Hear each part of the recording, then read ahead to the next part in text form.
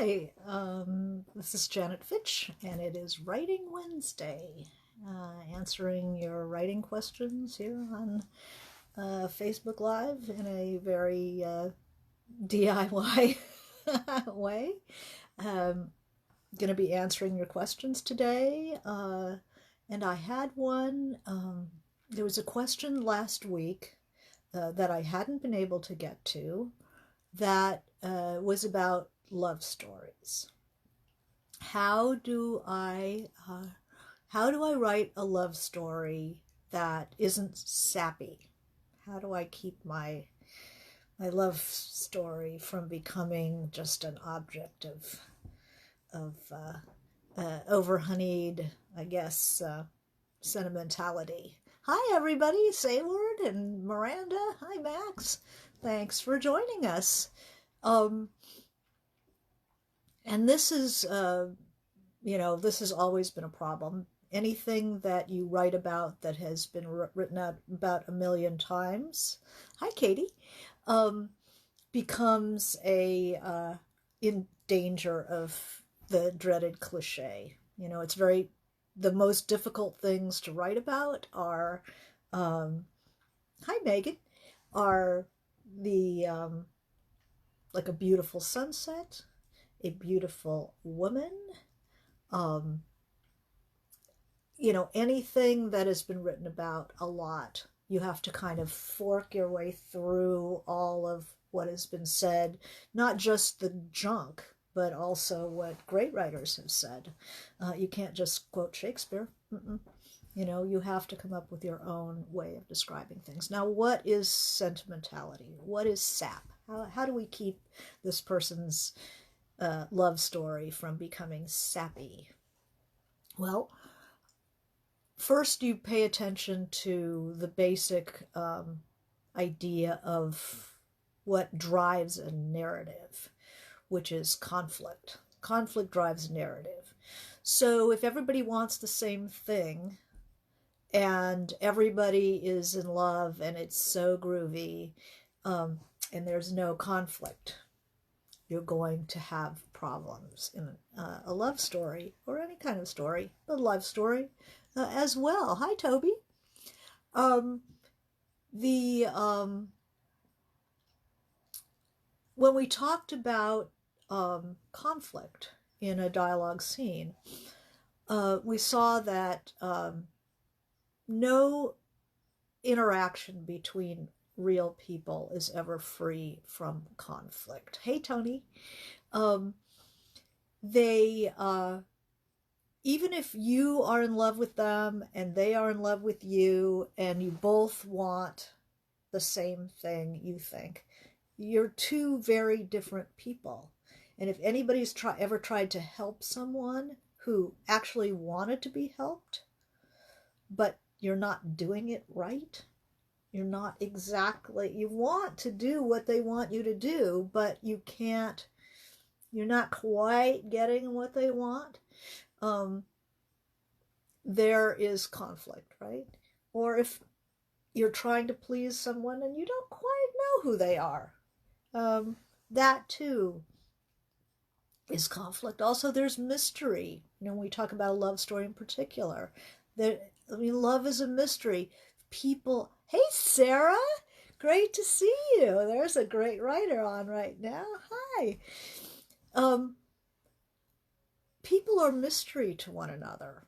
And I think that in a love story, you're always going to be telling a story from a point of view, one person's point of view. And we write in this world, we write about from a limited point of view.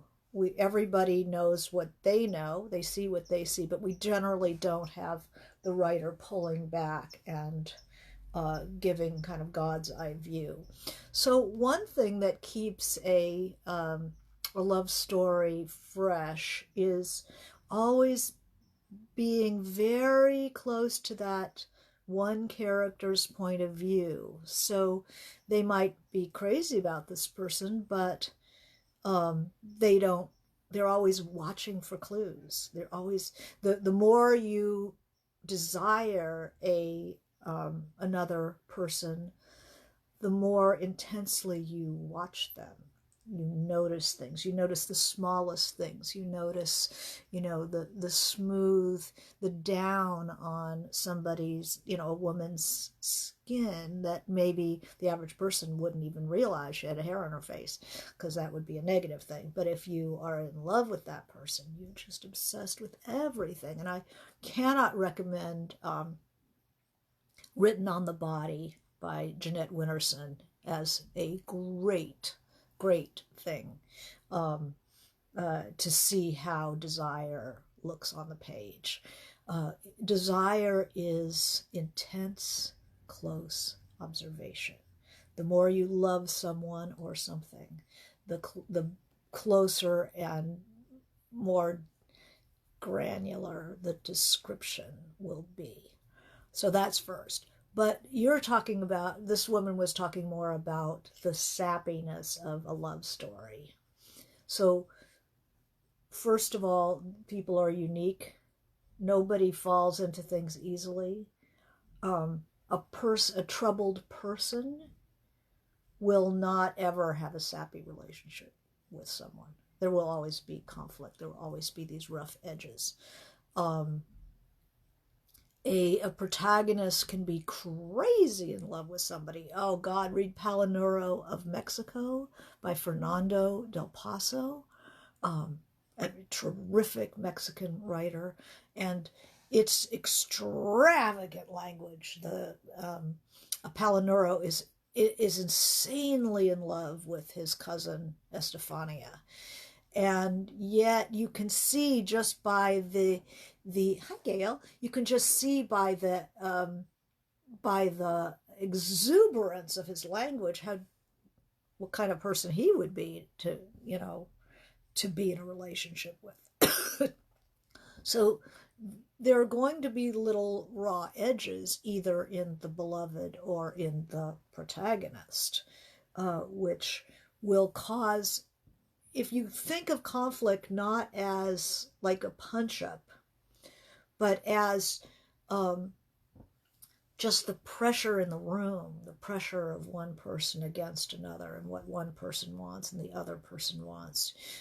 As somebody who is extremely effervescent can be cause the other person to recede, or cause them to maybe go and see somebody who's a little bit more cynical and not all over them the way the protagonist might be.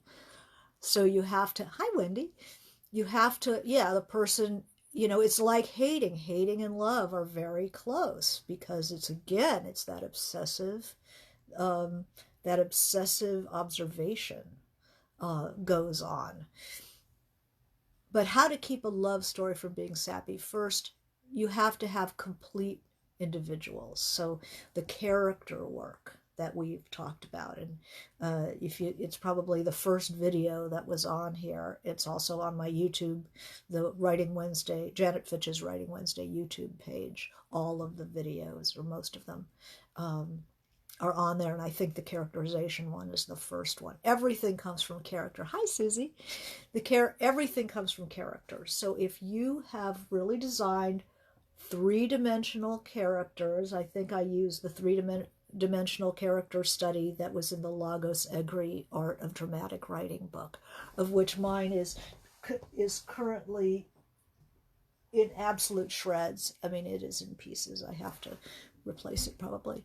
And there is so you make sure you know their physicality, the history of the body, their history of sexuality and love, and their class, everybody, we need to know who they are, their physiology, their psychology, and their sociology. Does somebody have a kink? Is the thing that they love something specific about that person? If they start to change, is that person going to be upset? Another thing to know about love stories is the mechanics of a love story is that I talked to Samuel Goldwyn Jr. at the 50th anniversary of the release of Gone with the Wind, I think, and asked him about romance and what makes romance work in a film. And he said it's what keeps the people apart, that keeps it off the ground, keeps it going. So again, conflict between the characters, conflict, other people screwing it up. If you just want to be in that yummy stage of that first infatuation, it doesn't stay there long enough to make a plot, a narrative out of it. It's moments that can be like that, and you can just picture, this beautiful ice cream of a moment. But there's always something happens, and then, that's the difference between poetry and prose. Fiction is that something happens. It's all about movement through time. So unique individuals in love will make a unique story that should never be sappy. One of the things they say is, what is sentimentality is undeserved emotion, unearned emotion. So anybody who's perfect, anybody who is, you're perfectly generous, perfectly, I don't care, oh, she was rumpled with her, no makeup and hadn't slept for 3 days and she was so beautiful. It's like, have the person actually see the person, interact with the person. If they have visions of a perfect person, and I'm sure we've all been there. Oh my God, the perfect person. And here I am. Perhaps they do something that makes that person step out of the perfect role. So the more incisive your observation, and the more of a real person your two people are, then the love itself changes quality as it moves between them. The level of involvement and trust changes. If you read Justine by Lawrence Durrell, he's in love with two people in this. The protagonist is in love with two people in the book. One is this fragile prostitute, Melissa, and one is a society grande dame, Justine, who has a tremendously dark past, and he finds her so intriguing. But it's not a two-way romance. He doesn't really understand her relationship to him, but he just will take any crumb that's offered because he is crazy about her. That's an interesting love story. And then the prostitute and the protagonist is also a very interesting love story. There could be more than one. And then you start getting specific. What kind of a love is this? It's not just love.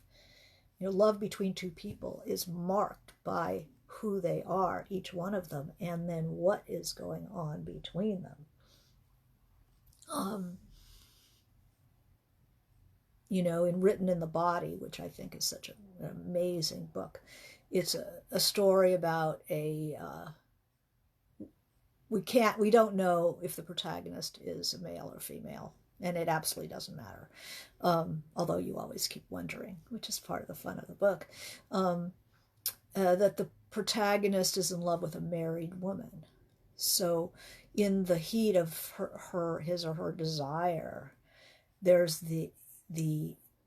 there's a challenge to possess that person that's exacerbated by the fact that he or she knows that they are not the only one.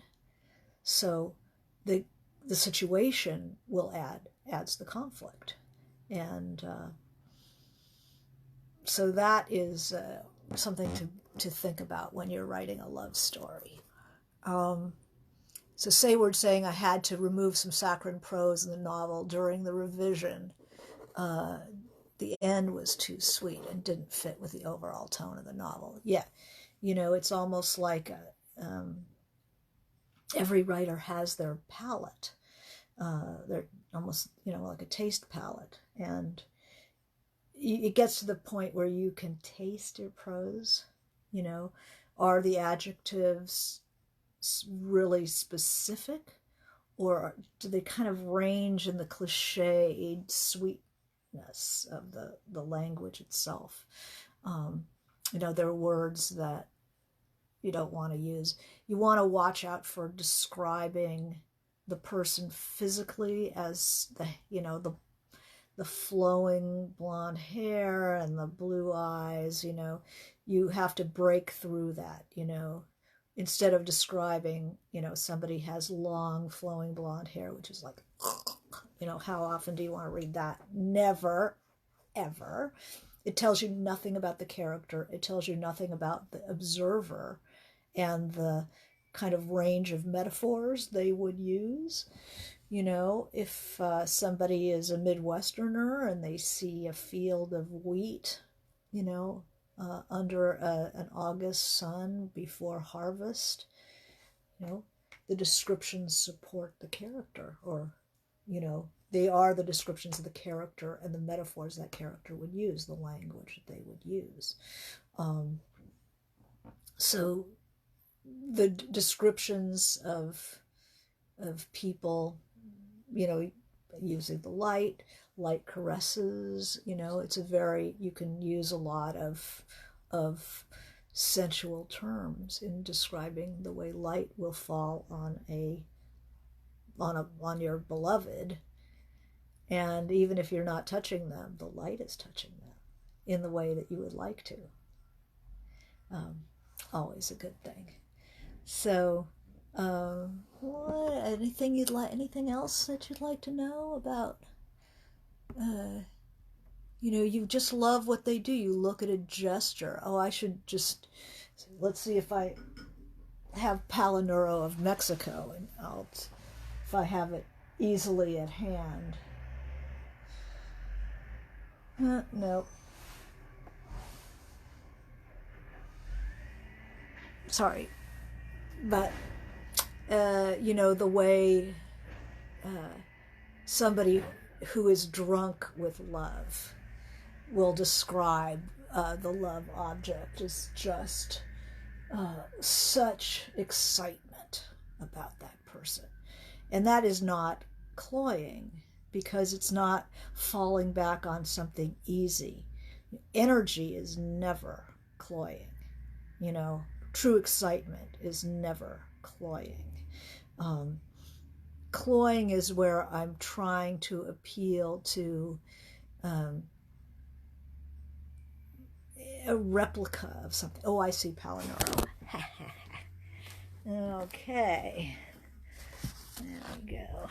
Let's see what great love sounds like. I mean, I read this book, Palinuro of Mexico, by Fernando del Paso, when I want to remember what that youthful excitement felt like.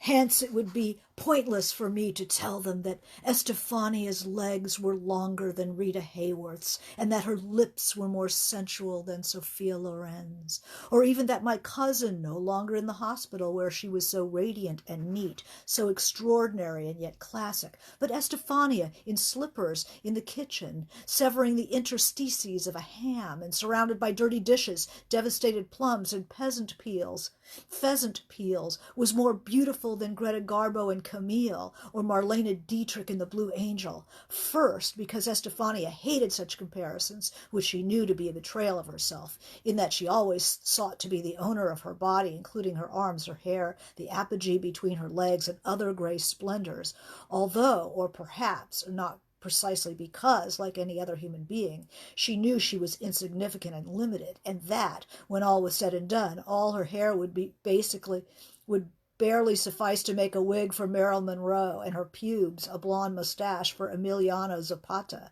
The skin of her body could scarcely be sufficient to cover a statue of Brigitte Bardot, and the skin of her breast to make me a pair of gloves, that of her belly perhaps to cover my death mask, etc., etc. I mean, that's The whole book is like that. Unbelievable. He is so in love with Estefania that it just goes on, and he sees her everywhere. He sees her so many streets, Estefania, so many shops did I see that day, and what he saw, and he's so eager to share with her. So it's all about expressing your protagonist as well as a protagonist's understanding of that other person. There is absolutely no reason that a love story should be treacly. Melodrama, it's unearned emotion. Treacle is just like pouring some syrup on it. These syrupy moments can well up in an otherwise tense scene too, where you have a sudden feel of something extremely sweet. So you have to show us that, give us a taste, a little splash of that. But then, something happens. The mood doesn't stay forever. It moves into something else. So that's a bit of good writing. Who else does a really good? Who are your favorite writers for a love scene?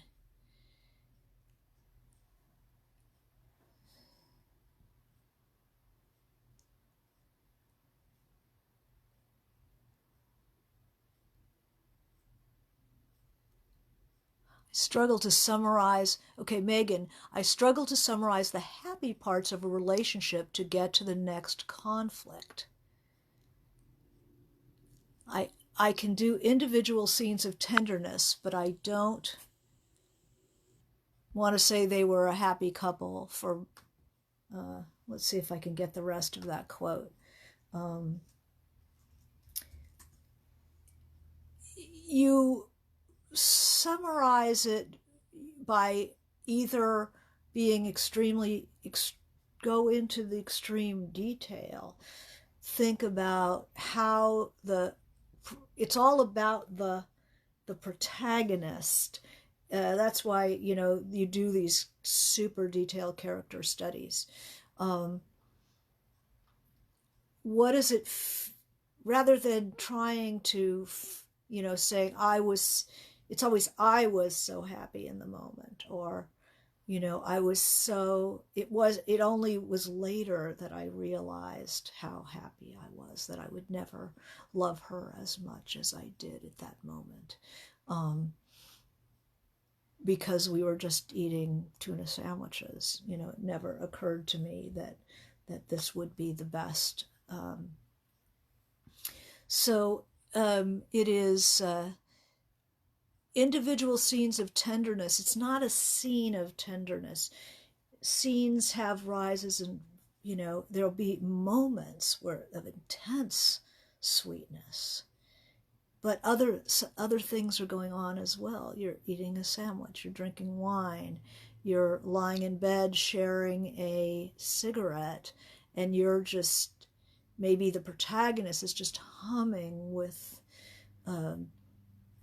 with satisfied love, and then the other person says something or does something, and we move through that. Emotions move through the body, emotions move through the psyche. They do not stay static. So you're describing the movement of something, and that should help. So Katie says Sarah Gruen's Water for Elephants is really good. Tony says, how do you show someone fighting feeling love? Well, that's a really good question. Let's see, how would I do that? You can show the fear, that she's looking at me with those eyes, and I've always failed with women, always failed with women. I should get up and leave now. You have them, you show the exterior what the person is doing in exterior, and then inside what's going on with them. They can concentrate. What do you do when you're fighting? You concentrate on something else. You know, you notice somebody going by in the window when that woman smiles at you. You feel it like a slash. You, you know, some people become very uncomfortable when they feel that there's an invitation. You know, they just get all prickly and they knock something. Oh, you get clumsy. You knock something over. You know, you resent the expectation. Oh my God, I remember being in a relationship where if God forbid I did anything that seemed to the other person to intimate a desire for an intimate or romantic encounter, and that person would flip out. You know, I mean, a nicely laid breakfast table, you know, would get a tantrum, like I can't meet your expectations. So all kinds of people fight love in all kinds of ways. You People concentrate on the expectation of the other person, and then they resent that, or they panic. They they might become. Some people pop into a movie of themselves. So instead of being present with the other person, they suddenly imagine themselves in a movie, and that person is a character in a movie. And so it all becomes abstracted in this. They can push the scene away from its reality into they're playing a role. Then they play a role, you know, and this is what the lover would do, but it's not coming from inside. If they're fighting it, they look for flaws in the other person. Not that I know how this works. They look for flaws in the other person. They concentrate on flaws. They get busy. They busy themselves with something else. They often will seek out somebody they don't like as much and actively pursue another person, because you have, if you have somebody that you really are in love with and you're frightened of love, you look for somebody who's not available and you run after them, or somebody who you would not normally even consider as a worthy partner, you know, but suddenly I'd rather be with, you know, spend some time on the street corner with Charlie, who I don't even like, because Martin is getting serious here, and it scares the death out of me because I have my own history and my own reasons why I can't get involved with somebody who really is open and available and loves me and ready to go. It's like, no, I have to do something else. So there's a million ways that someone fights feeling love, depending on their psychology, their sociology, and their physiology. You know, performance anxiety. Somebody who can be very natural with a friend, but gets very maybe feels too vulnerable as a lover, and suddenly they get very stiff, you know, and get all weird and don't invite them over when they expect to, and really change the mood.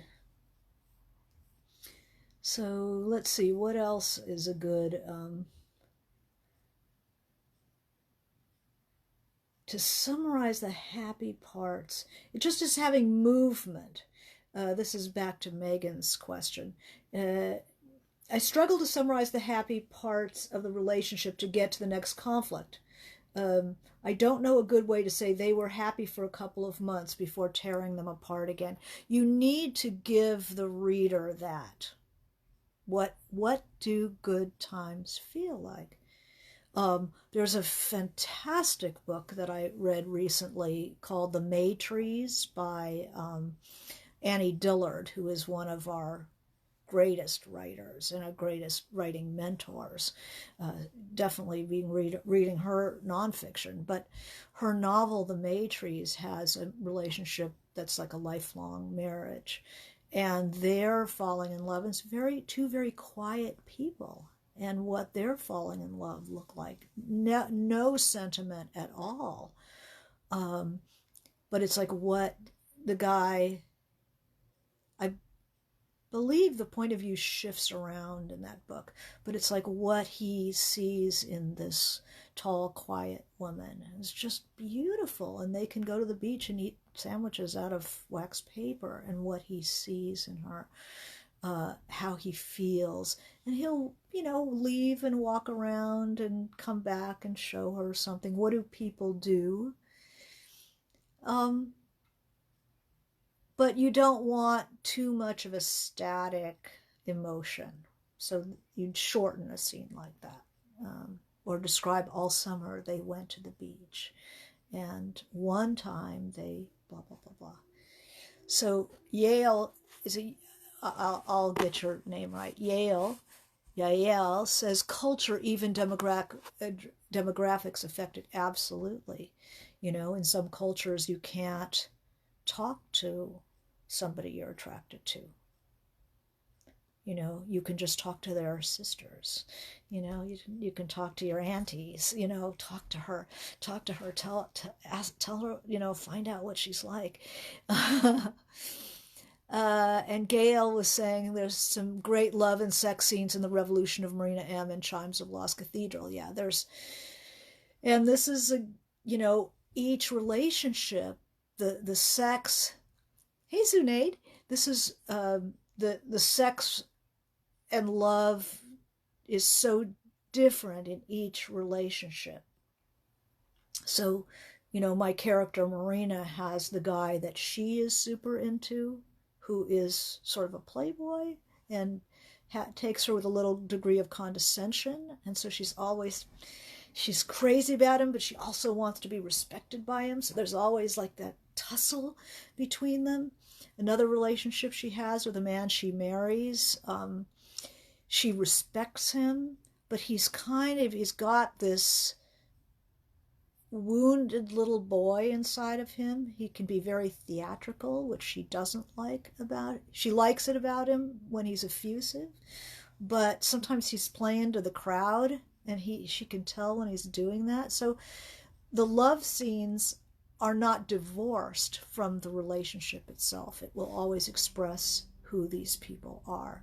And then she has kind of this creepy guy in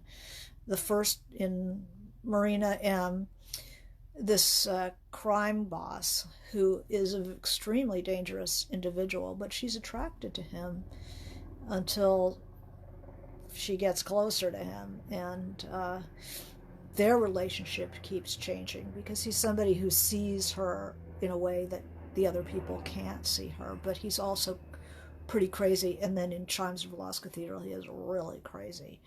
And then what's it like to be in a relationship with somebody who loves you, but the love of a bad man is, as many a young girl figures out, that he can love you like crazy, but if he's a bad man, this won't go anywhere good, because it's still the person and not the love that counts. And then the love story of Painted Black. Michael's, the love between Michael and Josie. I mean, Josie is crazy about him, but Michael is got problems of his own, and he loves her. But love doesn't cure all, and love doesn't completely subsume the person. You can love somebody but still have your problems, and you bring that to the table as well. So that is definitely something to look at. See if there's anything else that's... What's your favorite love story? Anybody have a favorite? The Lover by... I don't know if that's a love story because it's a sort of a... Love stories can also have an element of power play. And the love story in The Lover it's a relationship between a 15-year-old girl and an older young man, but older than her, very wealthy Chinese guy. And the young girl is French. It's in Vietnam. And so there is a power differential in that the man is rich and the girl is poor, but the girl is white and the lover is Chinese. And so there are a couple of different power axes that are at work, and then their age differential. There's several power axes at work, and it just makes a heartbreaking love story, as the girl cannot rise above the power struggle to accept somebody's real love for her. It's a damaged individual, and love stories with damaged individuals are crazy interesting. Really interesting. What else would you like to know? So you want to keep the senses going always. Touch is very so intimate, like the 3 levels of landscape. If the sky is the level of the master shot, and the human form is the middle level, personal level. Only the things that actually could touch the skin are in the intimate level. It's like a tabletop. It's where you really move in. It's the close-up. And that's where the magic of a love scene, it can change as your focal length changes. You see somebody in the street, and you can see somebody you love. You can see them a block away, and you can't even really see them, but you recognize the shape or the rhythm of their walk or some gesture they make. And even at a distance, it's like, oh, there he is. Then as they grow closer, what do you see? And then when they're like sitting right next to you or right in front of you or in bed with you, often you can't see them at all because they're really close. But there's just a part of them. You look at their wrists or the fine wrinkles that are going to be lines later on, or the smell of each part. Different parts of the body might smell different to a lover. So it's just about staying very close to the senses, and looking at the sense of smell, the sense of touch, taste, sound, as well as light and what light is doing to them. Okay. Call Me by Your Name is about... That's a really good story to where the 17-year-old boy is describing his feelings towards the 24-year-old guest. I bet that is good. I haven't read Brad Kessler's Birds in Fall. I've not heard of that. Looking forward to reading that one. Can you give more examples of... And Remains of the Day, Zunaid. Katie asks, can you give more examples of power axes? Yeah. In any kind of a conflict situation, which is all human relationships, there is a power relationship. That's what a scene is. Two people each person wants something, and we see by the interaction in that scene who's going to win the scene and who's going to lose the scene, right? There's always somebody, get me a beer, honey. You can tell how the relationship is. If the relationship is copacetic and get me a beer, honey person is has been really cool and taken out the trash and scrubbed down the bathroom and whatever. You think, yeah, yeah, sure. Do you want the IPA or do you want the hams? But if it's all get me a beer, honey, there's going to be thoughts. There's going to be a little backing up on that. As there's a song of Leonard Cohen about the homicidal bitchin' that goes on in every kitchen of who's going to eat and who to serve. That's a power axis. Love between unequal people. I mean, you look at some of these books that are coming out about student teacher love affairs, like My Dark Vanessa. There's fiction. There's a lot of fiction of teacher student. Wendy Ortiz memoir, Excavation. When you think it's love, but who calls the shots? Who decides when it's time to see somebody or not see somebody? Who can call and who can't call? That's a power axis. A boss employee relationship. I mean, even if it could be sold as a relationship of equals, who can call freely and who has to wait, whose needs are met and whose are not, and it can be traded off. The more emotionally, more emotional or stronger emotional character versus the chill one, the one who can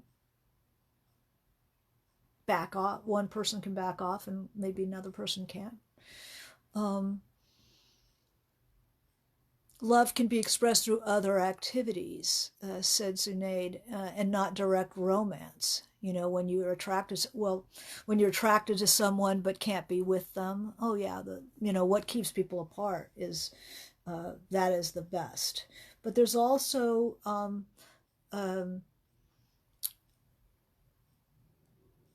that,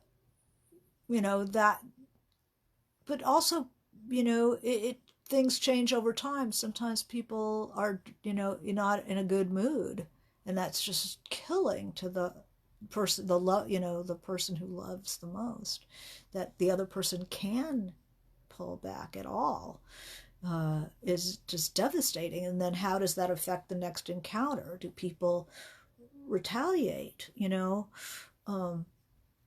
I think that sometimes younger people get involved in the power struggle, and lose the love in there, where the sometimes older people are more interested in trying to remember the whole person. The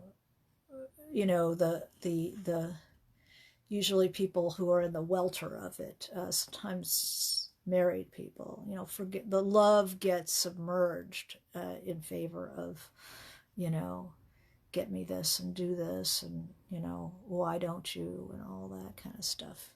Yeah, Excavation, that was a good one.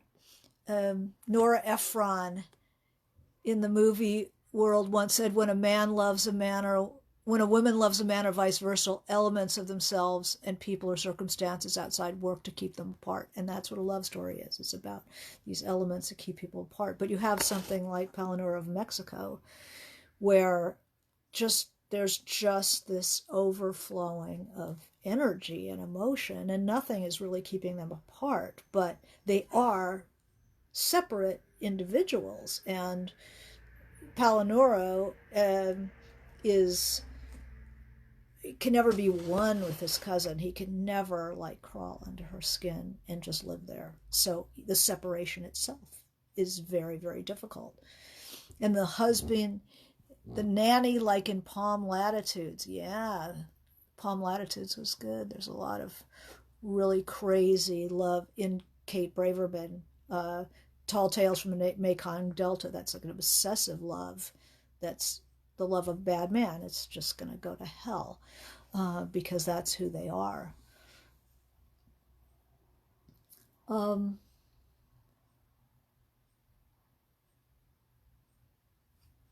So there's all kinds of ways to keep a love story from being. Actually, there are only a few ways to make a love story sappy, and that's lack of observation and lack of edge. There's no roughness. The texture is all too gooey. You're looking for a little roughness, more energy. If the protagonist has a lot of energy, there's things are going to start vibrating in there, and you can't be cliche or sappy when there's too much energy, like raw energy. Not everybody's on good behavior all the time. um, People never agree completely, no matter how much they want the same thing or they think they want the same thing. And people, sometimes you just get tired of that person's dogged adoration. I mean, I've not always been a perfectly good person, as and who is. And you have somebody who's just worshipful, and you're in a, maybe you haven't kind of worked out your issues, and you can't tolerate somebody loving you like that because you don't think you're that good. And so you think they're a fool for loving you like that. And people hurt other people who love them when they don't think they're lovable. People will make people prove their love in a horrible way, in little ways, big ways. How much can they take of my bad behavior? So yeah, there's a billion ways to keep your love affair from being miserable, from being too nice and too, just like Thomas Kincaid. If you could see this in a women's magazine from the 50s or 60s, you can pretty much guess that it is too sentimental. You're not trying to sell people on some perfect image of love.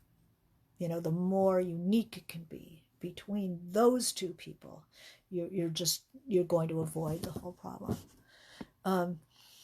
Django Unchained, protagonist fights on various levels for his lover. It's a good idea. Other love stories. Oh my God, Legends of the Fall by Jim Harrison. There's some love stories in there, Western. And circumstances make these love stories very difficult. The Time Traveler's Wife. Do you think readers want the relationship to prevail, or is there an aspect of wanting to see it implode? No, I think that readers always want the love story to succeed. And but watching the stresses on that relationship, they can dread the person being sucked in. They can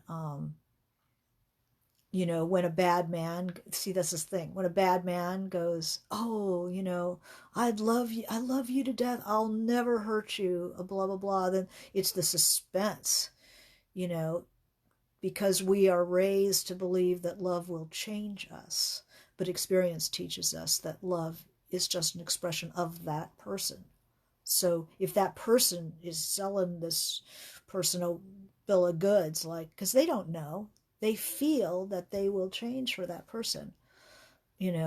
I'll be a whole different man for you. I would never hurt you. I hurt other people all the time, but I would never hurt you. And an inexperienced person doesn't see the danger signs, doesn't know that people don't change. Love doesn't change people. It's an expression of that person. So just a bad man who loves you could put you in a closet, They don't see that. But I think, Dalva, I love Jim Harrison.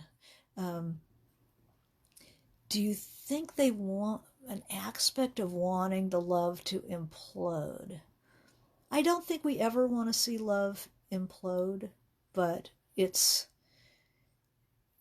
the reader, it can certainly create suspense if we do believe that it's not, that it's like the love. I just recently saw Badlands, which was Terry Malick's first movie, I believe, with Sissy Spacek and Martin Sheen.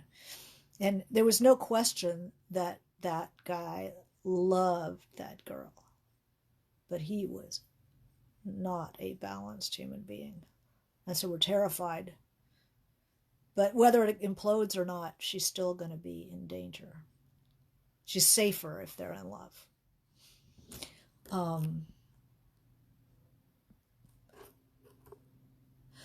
So Nade says, my students in South Africa are overstimulated by the codependent love, narcissistic, toxic relationships. A great topic for story writing. You know, these codependent love, narcissistic, you know, where don't we look good together? Take a picture.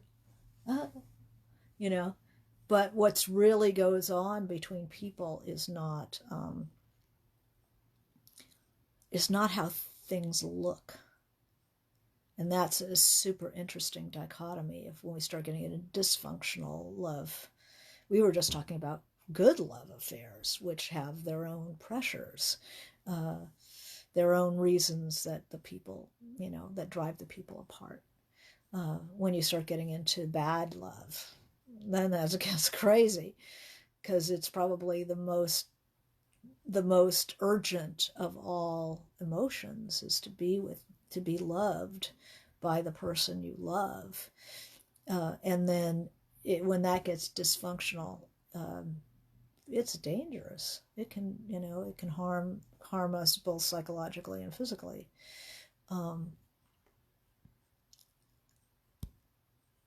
Let's see, Gone with the Wind, yeah. Two opportunistic narcissists we kept rooting for. Yeah, because we love energy. Any kind of energetic, the more energetic your character, the more your reader is going to love them.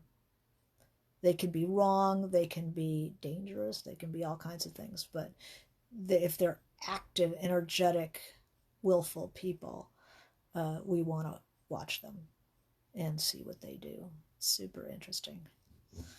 So, if there's no other questions, I thank you for joining us for Writing Wednesday, and we'll be here next week. Ask me questions in the comments, and I'll use them next week. And if you'd like to look at all of them, all these videos together, they're on my, most of them are on my YouTube station, Janet Fitch's Writing Wednesday. So wish you good reading and good writing, and we'll see you next week.